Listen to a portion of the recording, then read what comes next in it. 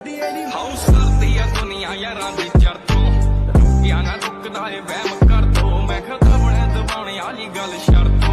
ਰੱਖ ਦਿੰਦਾ ਪੱਟ ਕੇ ਗੱਬਲ ਚੜ ਤੋਂ ਗਲ ਤੋਂ ਪਲਾਈਟ ਬੋਲੀ ਕਰਦੇ ਆ ਰਾਈਟ ਕੰਮ ਜਿੰਨੇ ਕੀਤੇ ਹੁਣ ਤਾਈਂ ਪੀਕ ਬਿਨਾਂ ਗੱਲੋਂ ਆ ਕੇ ਜੇ ਕੁੱਟਾ ਪਤਾਏ ਲੀਕ ਫੇਰ ਆਪਣੇ ਤਰੀਕੇ ਨਾਲ ਇਹ ਠੀਕ ਵੇਲੋ ਖੁੱਲੀਆਂ ਖੜਾਕਾਂ ਡੇਲੀ ਲਾਉਂਦੇ ਡੰਡ ਨੀ ਨੱਕ ਭਰ ਕੇ ਰੱਖਿਆ